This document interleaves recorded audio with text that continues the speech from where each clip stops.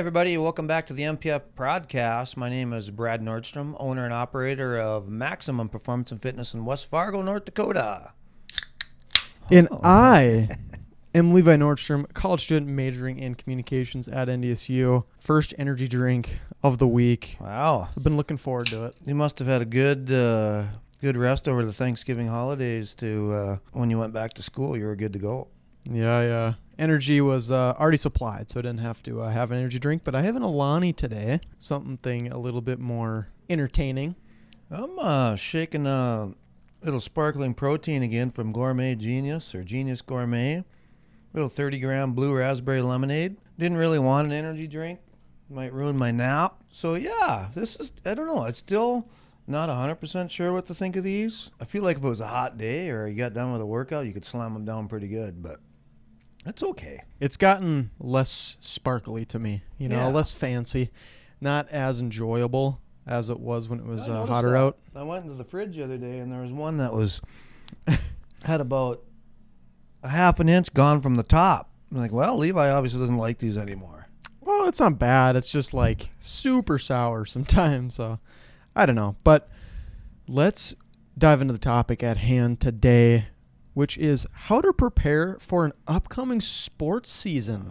This is going to be fun. So are we talking like professional, college, high school, all the above, or mainly high school? Mainly high school. Okay. All right. That makes sense. Bigger target audience, I would say. You know, a lot of people are in high school sports.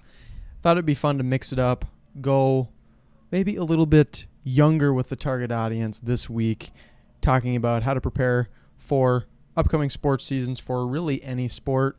But specifically, we're diving into soccer, basketball, football, baseball, and track. Cool. Kind of like the most common ones. Of course, wrestling is common as well, but we might dive into that a little bit later. Let's dive into the biggest mistakes athletes make in the off season. Well, that's Hard hitting. could we even throw in season? Because I think there's some huge mistakes in the in season. Mm-hmm. But as far as like if we're talking off season biggest mistakes, I would say the progressions of it. I think that some people tend to not follow a certain progression when the off season. As soon as one sport is done, and there, let's say for example, a female athlete finishes volleyball, and then we're heading into basketball, and maybe your volleyball season didn't go real well, and you have only a month. You have a month to get ready for your basketball season. Well, if you really have a month, so the first thing you do is you just freaking dive into it and go balls to the wall, and you get so damn sore that first week you can't do anything. So I think that, one of the big mistakes is really not following a progression. But probably the biggest mistake I see is those that are in season not doing their strength training. Mm-hmm. I think that is a big problem. If you actually did strength training during the in season, you'll be able to progress more in the off season. But also it helps keep you strong, helps keep you healthy, as long as you're doing the training properly throughout that in season period. For me, what I've noticed in the weight room, it's more recent for me than you, from high school. I notice in season, especially for basketball. Obviously, I didn't play basketball in high school, but I've heard people complaining, it's going to ruin my jump shot if I do strength training. Oh, that's an old school saying, and the thing that I find interesting, I trained Ben Woodside for many, many years, and he liked lifting before practice because basically it really makes you dial in more on your shooting. So he would rather go in shooting fatigued, which mimics your game more than being fresh all the time. And it's just a misnomer.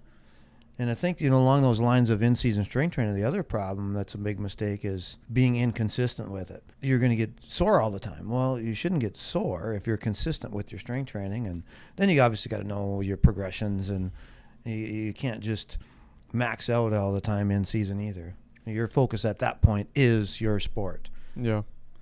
In season, how many times a week should you really focus on getting into the weight room? I would focus more 1 to 2 times, ideally 2 times a week. I think the other thing is you want to keep your rep bracket down a little bit. So anywhere between 5, 6, upwards to 8 reps. And then if you know your percentages, let's say you're doing sets of 5 on squat, I might keep that person right around 70%, just continue to work on a good range of motion, when in reality they could probably grind out 10 reps. But, like I said, your focus is the sports season, but you're trying to stay strong during that time. I believe for football, it was like you want to shoot for 2 to 3 times a week or something like that. I believe the thought was more so getting in, moving your body is going to help you recover. Well, especially if it's after a game. Yeah. I think that's an important time. Like if it's an ideal world, I think that if, like in high school, you've got a game on a Friday, it's really not a dumb idea to get on Saturday to do some movement and then take Sunday off, and then you get in the weight room on Monday and Wednesday, and then you're good to go again for Friday. Let's talk about running versus lifting and why certain people feel like, I'm just going to run instead of lifting, specifically, obviously, like we mentioned earlier, the jump shot thing. Or how about people running in track?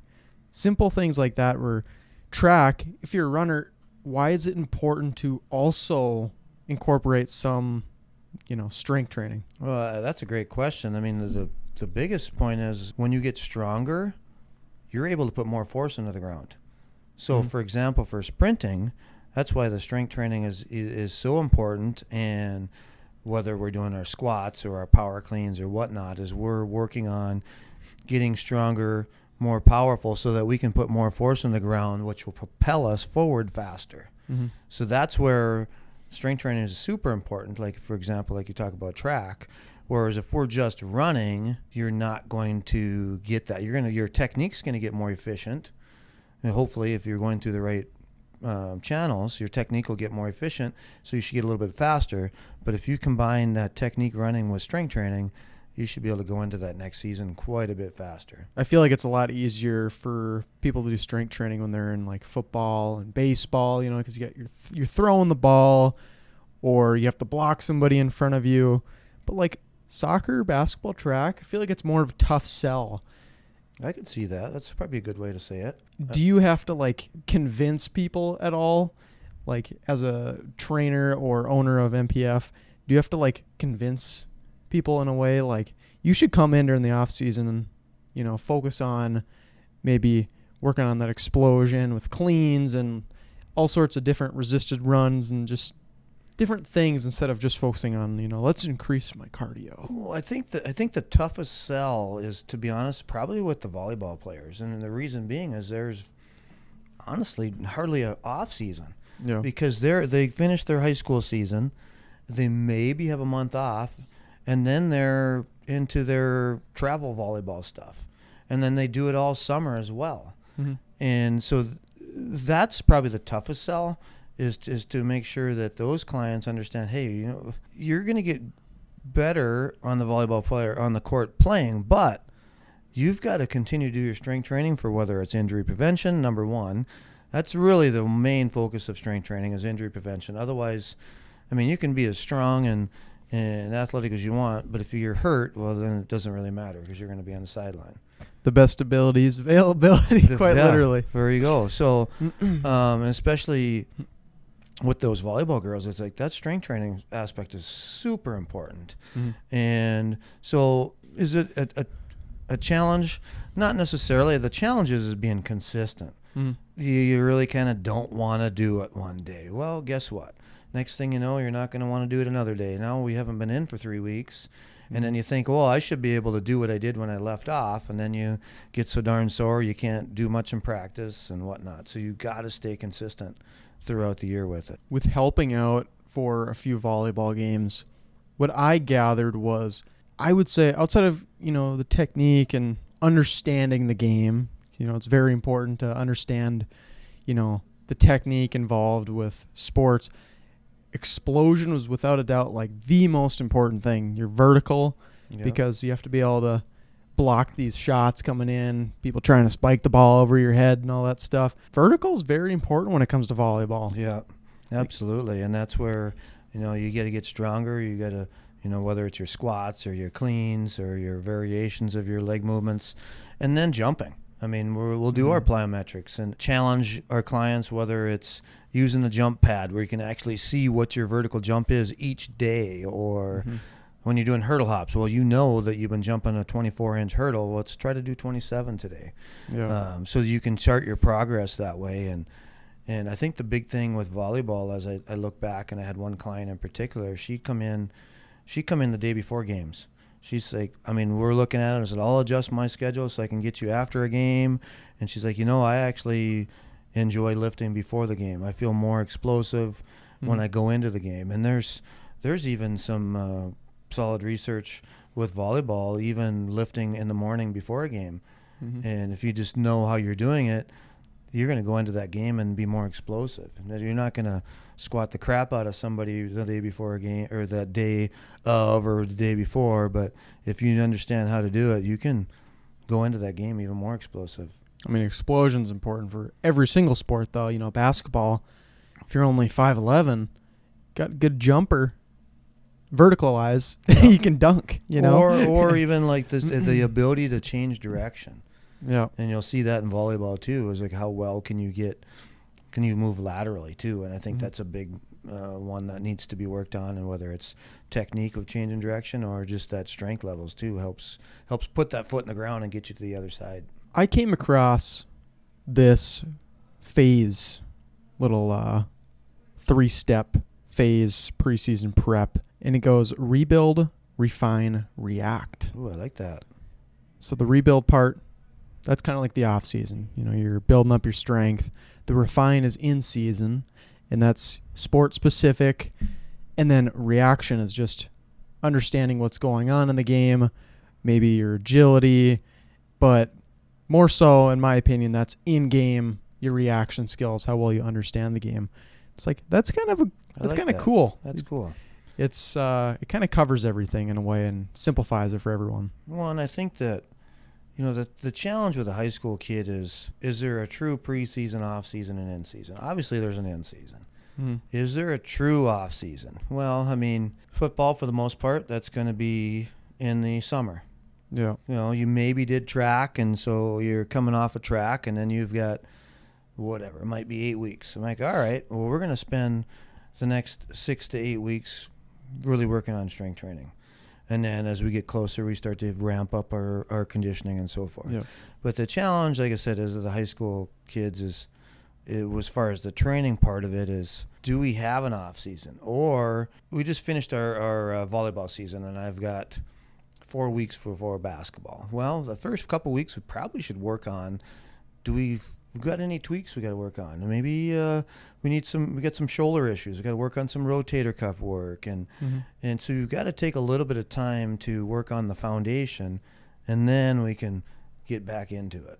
I will say one piece of advice I would have for football players. You talked about summer being the quote unquote off season. There's summer camp for every high school football team.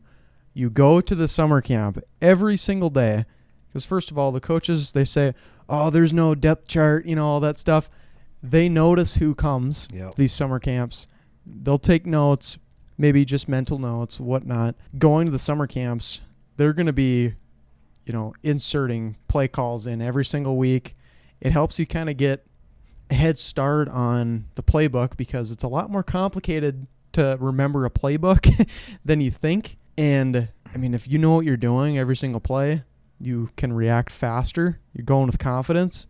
It's extremely important to go to the summer camp, because I've seen a lot of people, maybe they go to some of the days, but they don't go to all of them, or other people that don't go to any summer camp, and they're way behind. Yeah. So just try to go to summer camp and be around the coaches, the players, and that'll help a ton, especially when it comes to conditioning at fall camp, because conditioning sucks unless you're already in shape. Yeah, that last year you had going into your senior year, I mean, you were there every day. Well, you were obviously the year before too, but I mean, you were ready to start. Yeah. And that's just, stuff happens, but yeah, you gotta get involved, and you can't worry about the injuries though. No, that's when people. That's the hard part. It's like just gotta freaking go. You just gotta give her. Gotta hope you get lucky. Basically, I mean, injuries will happen. That's just part of the game. Yeah. But let's go into conditioning. A little transition. because I just mentioned it Perfect. for football, but we've got a lot of other sports when it comes to conditioning. It's kind of different for most sports. Some sports similar. Soccer, basic stamina. I mean, you're running around a ton. It's honestly potentially the sport that requires the most conditioning outside of long distance runners, I would say. Soccer is interesting as there's a lot of jogging, walking, and sprinting. Mm-hmm. And it's to me it's a pretty easy one to mimic, so to speak, because you could do what's called fartlek training, where you might have timed where, all right, we're going to jog for a minute, and then you got a clock going, and then you can do a countdown. All right, now and after that minute, we're going to do a 10-second sprint. Okay, ready, 3, 2, 1, set, go, and then the girls take off sprinting, and then you could go back and do a jog. You can go into a walk, go into a sprint, and you can easily mimic soccer conditioning, and those kids are going to go into soccer practice ready to go. It's very important to avoid cramping as well, though. Exactly, and that's being ready to go, and then that's where your conditioning leading up to it makes a big difference, and it makes actually a huge difference. You could also do, some build-up sprints, of course. Oh, for sure. Absolutely. Good old build-up sprints. Those are kind of fun. When training for soccer, obviously, we're talking about conditioning, but agility is important too. You got to make sure you don't get juked out. You got to be able to stick with, the opponent, of course. How do you train for soccer in terms of like the agility side of things?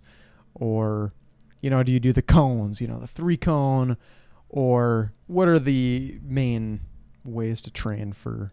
Well, I think that with soccer, obviously you still want to go strength training. Strength training is extremely important. But as far as like the agility and change of direction, we'll do a number of variations of cone drills. I think the other things you want to do is zigzag type drills.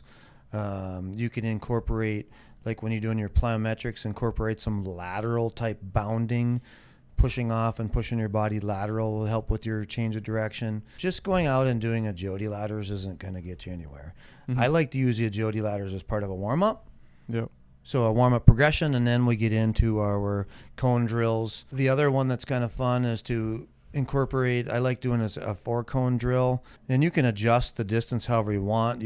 Typically you're 5 yards, basically a 5-yard square, and you can incorporate a ball in there. You don't have to use the ball, but you could hold it and pretend. So instead of giving them a number to react to, they're reacting to a movement. Or you can throw it at them. You can throw them the ball and have them header it back to you as far as a jump, and then they've got their feet moving, and then shuffle over, kick the ball back, shuffle over, take off sprinting. You throw the ball, they have to run and stop it, and then turn and kick it back. And so there's a lot of fun drills you can do with soccer, just to it's almost like you get yourself mentally realizing that you're actually working towards the sport. Mm-hmm. Even though that same drill I could use for baseball, softball, with a softball and a glove on. Yeah. I could use it with basketball, the same kind of idea. And so it's just kind of fun to incorporate a ball if we can too. Soccer is unique because obviously you can't really use your hands unless you're a goalie. Right. So that might be more of a challenge to train in a way, because you're not necessarily, you could hold a ball technically, but it's kind of fun with like the kick idea instead of, I can't remember if it was here or if it was at the, actually it might have been when I was training at Davies, where you do like your agility thing, and then you'd have to like run and catch the ball before it touched the ground, like they threw it in a certain direction. With soccer, you kind of incorporate that with, kicking the ball and make it in the goal, of course. You got to make it.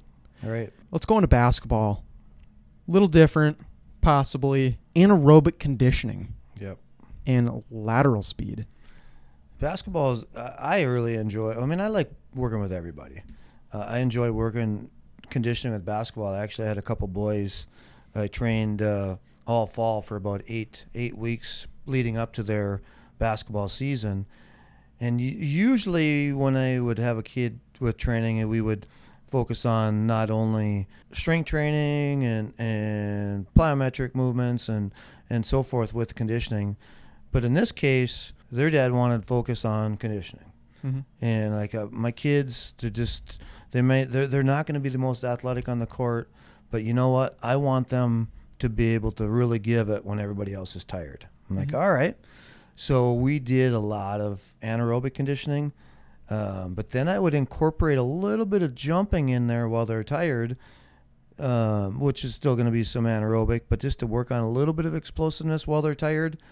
And that actually was a lot of fun. And it was pretty cool to get an email and hear about how well practice is going. I mean, the kids are just, everybody else is tired, needs a break, and my kids are shooting the ball ready to go again. So it's a fun one to work on conditioning. And you can do anything from different crusher variations to, like in here, we've got the Versa climbers. They're great for anaerobic conditioning. The Versa climber actually really was made for NBA players back in the 80s. That was their thing. It took away from the pounding of continuous running up and down the court. Shin to get on that splints. Versa climber. Yeah. And so those are great to incorporate for conditioning and anaerobic conditioning, and obviously bike sprints and challenges. All right, we're going to go for 3 minutes. How many calories can you burn on the bike? And so, yeah, getting them ready. That way you can take a little bit off the legs by incorporating those type of exercises too. Lateral speed's very important, shuffling side to side, especially when it comes to basketball, because you have such a small court. Yeah. It's not hard to defend if you can keep up with them shuffling. You're just basically providing a barrier in front of the hoop, basically, to defend. I'm sure that's fairly different when it comes to like other sports, because basketball has that smaller court. Do you do banded type shuffling drills? You could do some banded lateral movements. There's some different tests out there that you can do. Basically, I think it's the Edgren side shuffle test, where you're basically going between the lane for a certain amount of time, and how many lane touches or line touches do you get to chart your progress that way. And to be honest, volleyball will be very similar, except for volleyball's even got a shorter court. Yep. So there's really not a need to run the crap out of a volleyball player. As far as, it's very much less running than basketball. It's extremely anaerobic. But some of these volleys, if they're going to go for 30 seconds, and which is a long one, I mean, you got to be able to do quick reactions. So your conditioning with like a volleyball is going to be even shorter. Like if you're doing, we used to do a 90-meter shuttle, and that's using the volleyball court lines, and then we'd have times for it and so forth, and to chart our progress that way. And so, yeah, each sport's kind of got its own little game, so to speak. Volleyball and basketball are kind of similar, but yet basketball and soccer are kind of similar a little bit too. There's some walking. It's just a shorter court. Yeah. Shorter field of play. Talking about volleyball, and with these 30-second volleys, it's kind of like your short burst conditioning in a way. Exactly. So let's talk about football when it comes to, you obviously have your strength and your power, but let's talk about the short burst conditioning that comes with football, because obviously it's not like soccer. Soccer, you're running nonstop for the most part. Football, you probably have 30 seconds max. Yeah. So I would say it's even less than that. So a play, I don't know if they could probably easily look it up, but let's say a play lasts for 15 seconds. I don't even think it's that long. I think it's like maybe 10 seconds. Yeah. And then you have 40 seconds. Yep. 40 seconds. It depends. So let's say 30 to 40 seconds to recover before you're back up. And so, that's going to be short burst conditioning. Did you find it? There's no exact thing, but like the average full play lasts just a few seconds. Yeah. Especially for like run plays, it's like 5 seconds and you're done, unless it's a big run. And that's where, like, let's say, for example, linemen, that's where sled pushes really would come into play really nice, whether it's offense or defensive linemen, pushing that sled, setting it at a certain weight, and then going for certain distance or times or whatnot, and using that as your conditioning tool, I think is phenomenal. The skill guys definitely need to be able to be ready to run a little bit more. Mm-hmm. And that's where, like if we're doing whatever, if you want to do gassers or 110s or whatever you want to do for running, really the linemen and there are definitely different times that you want them to get it done in, but your skill guys are going to need to run a lot more than your linemen. So and I'm guessing that Coach Kramer up at NDSU does it fairly similar. When I was working with them for a couple years, they had what's called pattern runs for their conditioning, which I thought was awesome. I'd never seen that before. So now your receivers obviously they got a lot more running to do. So their patterns were going to take them longer. and then the lineman patterns were totally different based on their. So that made it a lot more sports specific. I think when I was conditioning for football, of course, in the off season, or not the off season, but fall camp, the linemen didn't have to run as much as the skills players. We'd go at separate times or separate groups. It wasn't like a major difference necessarily, because you still want your linemen to be in shape and willing to put a lot of power behind their punch, of course. The skills players had to run faster, basically, so that maybe you'd run around the field. I mean, it's 350s. Yeah, it's a long ways. I didn't really know exactly what the number is. I mean, it's basically running around a track, essentially, that amount of distance. So the skills players would have to run a pretty decent faster time than the offensive linemen. So that was kind of a interesting twist. But I think along those lines is that it's the mental component. Mm-hmm. And then, challenging yourself, get you mentally stronger, but not only you have to be able to be mentally sharp when you're fatigued. Mm-hmm. So that play gets called, you got to remember it, and then you need to remember, we're going to go on 2 instead of 1, so you don't jump off sides. Yeah. And that really, you got to be mentally sharp when you're fatigued, and that's a huge part of the game. For me, senior year doing like the fall camp conditioning, super easy. I was in just fantastic shape, and I did some research beforehand to try to understand how to, make sure I could run these conditionings as fast as possible or, as long as possible. My whole technique was keep my heart rate as low as possible, like breathe through my nose for as long as I can. Yeah. Deep breaths. And it worked out for me. But there's certain conditioning drills that are much harder for some people. Yeah, for sure. And like running around the football field freshman year was extremely difficult for me. But then senior year, it was like the easiest one. But there's also other conditionings where you're running and then you have to stop and you have to backpedal and they whistle again and you have to go back forward. That was a big challenge, I would say, for me. So I think it's kind of interesting how conditioning is a little bit different. And that could be more of a mental thing, but for sure, absolutely. Baseball, kind of an interesting one because I don't really know how to condition for baseball unless you're like a pitcher. You know how you have to condition for the amount of times you're throwing the ball. It's not more of a lower body conditioning. It's more your shoulder, your arm. How do you condition for baseball? Well, baseball and softball would be on the same alignment, and there's not a whole lot of conditioning wise. I mean, you're going to be focusing on maybe a little more on the sprinting aspect of it. You're going to be, if you're trying to get from first to second to third or whatnot. So you'd have, if you're like specifically there on a field, then you'd be doing some base running. So like if we're here training a baseball, softball athlete, then you're going to focus more on sprint training, getting from point A to point B as fast as you can. So working on sprint technique, rounding the corners obviously is important. So he's got to have a little bit of agility in there to be able to round a cone or round a bag. The rotational aspect of it, whether you're doing band work with rotation or a lot of med ball work is big with the throwing sports. And then, the mobility is huge too, just depending on what position the person plays, rotator cuff work. I mean, that's going to be important. So it is going to be different from a lot of the other sports where I think your main focus conditioning wise is going to be speed. Yeah. I mean, baseball, I feel like it's more so your reaction time, especially hitting the ball or catching the ball, tracking the ball when it's rolling on the ground, like that stuff.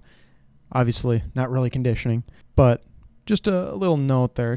I feel like baseball conditioning is not as big of a deal, more so just the short burst type stuff. Let's talk about track.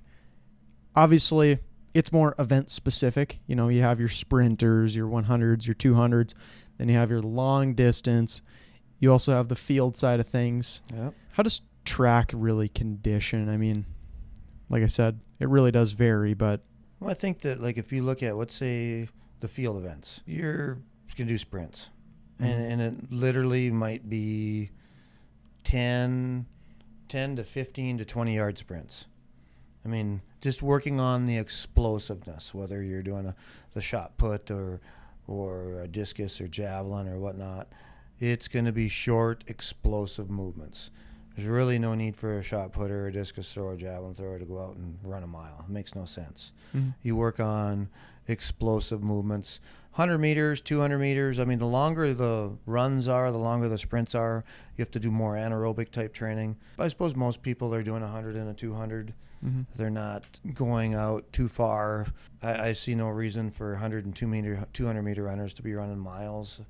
Whether you want to go run a mile to warm up and then do your whatever 150s, or just sometimes you'll do focus on little shorter sprints, just working out of your blocks and whatnot.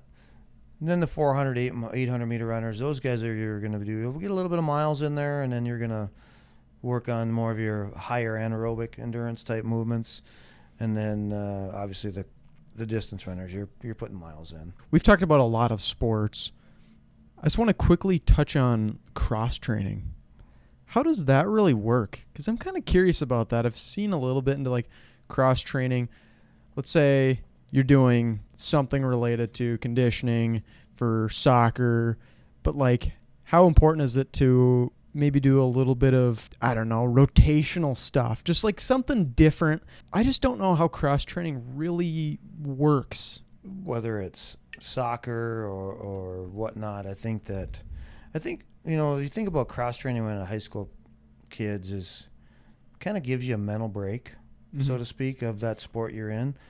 So let's say you're a female volleyball player and it's like you might have a little break. Maybe you've got 2 months before you get going again.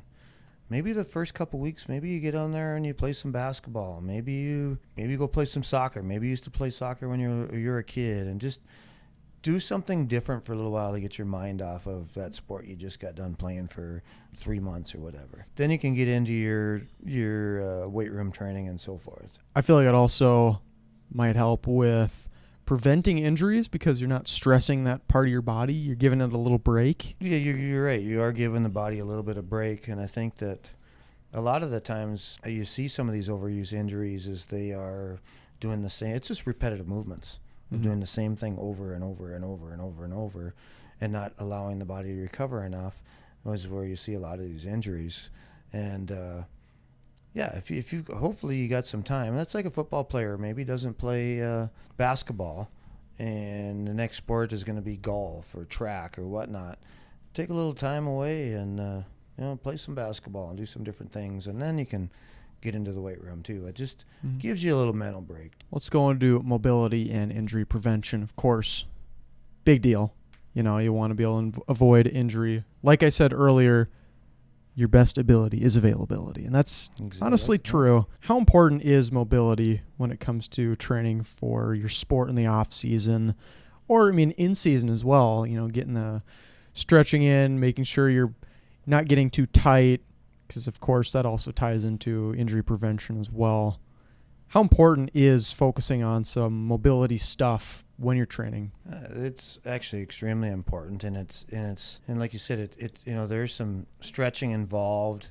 Like your mobility movements to me are what you're going to do prior to your strength movements. Mm-hmm. So whether it's hurdle mobility type movements, which I think are great, going over hurdles, under hurdles, different variations of those movements. Obviously, just different hip movements that you can do with opening the hip up, closing the hip. There's just that part of it is extremely important prior to the activity, and then you can get into your flexibility movements with the static stretching, like we talked about.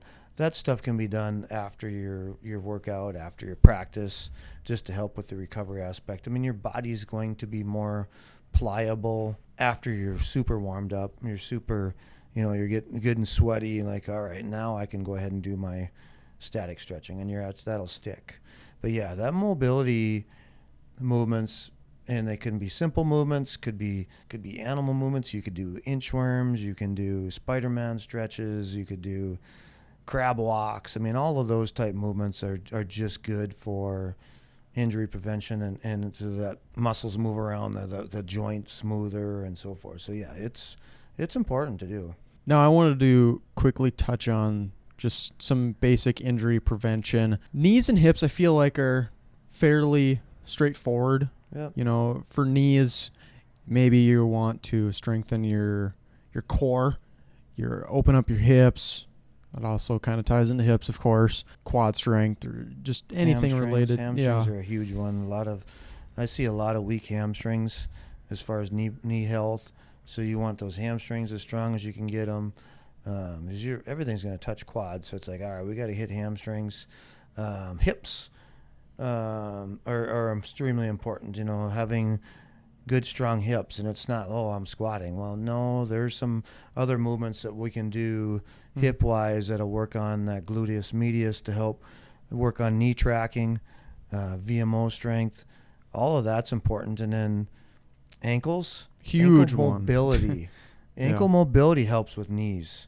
If you got tight calves, or it could be just joint mobility. Working on that ankle joint mobility is really a big thing to work on. And there's just some simple things with that you can do. Balance. I mean, balance, but plus balance can be fun. Fun activities. We've got favorite. What's that? My favorite was doing the balancing I do remember stuff. That. And balance on blocks could be, a lot of times it's a good idea to do balance work barefoot. That really helps, not only with ankles, that helps with knees and hips, that helps with a lot of the joints. I feel like ankles, just every sport you have to deal with people rolling ankles, your high ankle sprains. I mean, I've seen many broken ankles. Yeah. In the NFL, especially this year. That's a big one, is making sure you avoid those ankle injuries. Then shoulders more so for baseball, softball, of course. I mean, for every sport, really. But, that's a big one. How do you avoid those pesky shoulder injuries? That's another one where you got to work on not only mobility. I think that, working on external rotators, your shoulder rotator cuff exercises. I think probably one of the biggest issues that I see with some of the rotator cuff exercises is people going through the movements too fast and too heavy. Yeah. So you're not working on those rotator cuff movements. You're working on larger muscles around you. So if you're doing an external rotation exercise, whether you've got the knee on the elbow or doing the old put the towel under the arm, laying on your side, lifting that arm up, slow it way down. Even do 3-second controls. 3 seconds up, pause for a second or two, 3 seconds down. If you try to do the same weight that you were doing before, I guarantee you ain't going to be able to do it. No. You got to lighten your weight up, slow it down, so you're working rotator cuff and not, your larger deltoid type muscles throughout your shoulder. And then there's the other things there's just multiple things that could be its own conversation with videos on how to do it. But I think the biggest thing that people need to realize when they do their shoulder prehab is slow it down and lighten your weight. You don't need that much weight. Injury prevention also kind of ties in with sleep and recovery. Oh, for sure. Let's talk about how important is sleep. A lot of people, especially teenagers, don't get a lot of sleep. Yeah, that's probably the time that you need the most sleep is when you're growing like that. When you're in your teen years, you should be getting 7 to 9 hours a night. Shut your phone off, taking, maybe you're checking your TikTok or you're watching the YouTube videos and whatnot. I'd say you should probably shut her down by 8 o'clock, 8:30. And then there's no reason that by 10 o'clock you shouldn't be in bed. And I don't know what time people need to get up, but if you sleep from 10 to 6, that's a pretty good sleep. Yeah. 10 to 6:30, 10 to 7. If there's ever an opportunity to take a nap, take a nap. And that helps with recovery. And so that part of it is huge. Just idle down at night. Take the screen, put your screen in a black mode. I think I've seen yours in a dark mode. I can't even see it. So I'm not blind, but I got mine still on super bright, I think. And that's hard on the eyes, but it's too stimulating. If you can put it on a dark mode, that helps too. Yeah. Have a night routine. Also very important. Like, if you have the same routine, your body will kind of recognize, it's time to start slowing down a bit. Yeah, kind of stick to the same routine. What is your routine? My routine is, of course, brush my teeth, floss every single day. Floss? Every single day. I wish I did that when I was a kid. And Afterwards, I like to check NBA scores. There you go. It's kind of a fun thing I do. Every single day, I check NBA stats, make sure my fantasy basketball team's looking good. Was it good? My one basketball team. Oh my gosh! I mean, I am living life right now on my team. Outside of injuries, I mean, they have to listen to this podcast because they can't stay healthy to save their life. Over here. And man, I'm always pretty tired, to be honest. I mean, it's not too hard, especially if you don't have caffeine. Yeah. As long as you give yourself a few hours after caffeine, it's not too hard. And I always go to sleep with a fan on. You like a little white noise? I do. So that's just a basic routine. I mean, nothing special. Some people have a lot more into it of a routine, but it's whatever works for you, really. Yeah, we kind of already talked about how many days a week to train versus rest, especially in season. Maybe once, twice a week to train. Obviously, you're not really resting the other days. You know, you're still practicing. That's the thing, you got practice, so you're still recovering from those practices. Quickly diving into nutrition, got a couple questions before we wrap it up here. Let's talk about adding muscle mass. You know, you're in the off season. Coach tells you have to add 15 pounds of muscle. How much protein are we taking per day when we're adding muscle mass? Well, you want to be at least 1 gram per pound of body weight of protein at minimum. So if you weigh 200 pounds, you want to be taking 200 grams of protein. Ideally, the majority of that is coming from real whole food. Mm-hmm. Your chicken, your steaks, and turkey and whatnot. So that's at minimum I would do 1 gram per pound. If it's an ideal situation, I'd try to shoot closer to 2 grams per pound. But I feel like, all right, if I know I got 1 to 1.5, we'll be able to make some progress. Yeah, and make sure you find a protein drink that you like. Yeah. Because it's tough. That's been a challenge for you. It's tough. I mean, protein just tastes horrible most of the time. I have no problem with it. I can down at any one of them. It just, it really depends. But little fun question I came up with. You help, of course, with adding muscle to many, many people. If you had to pick 3 supplements, what would you pick? You can only pick 3. If you're trying to add some muscle in the off season, what are we taking? Can't be illegal. Oh wow. No, that makes it a little more of a challenge. No, if I'm using the Nutridyne products, which is my favorite company to use, I'm using core amino acids, creatine, monohydrate, and their dynamic whey protein. Those 3 hands down. Mm-hmm. And they work.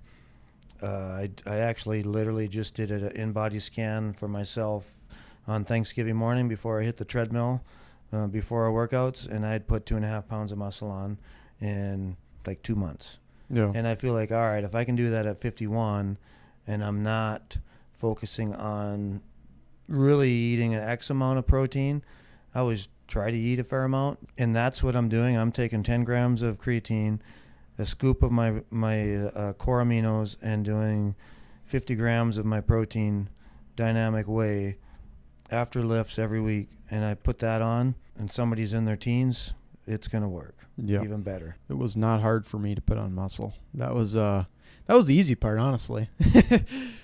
Like the hard part might have been more so just like the conditioning. Yeah. I mean, it wasn't too big of a challenge, to be honest, but like putting on the muscle and increasing my maxes when I was taking all of that, and it was pretty easy, to be honest, as long as you're consistent, of course. Consistency, exactly. We have reached the ending of MPF 10. 10 already? MPF podcast episode 10. Smokes. That went fast. I believe it is episode 10. So hope you guys enjoyed this episode. Kind of a fun one, a little different than our normal I like this. stuff. I enjoy talking about this stuff. And make sure you guys subscribe to the MPF podcast. Of course, we are here to give you guys good fitness advice every Sunday. Make sure you guys like this video if you enjoyed, and put a comment below of any questions you have. And we will see you guys in the next episode.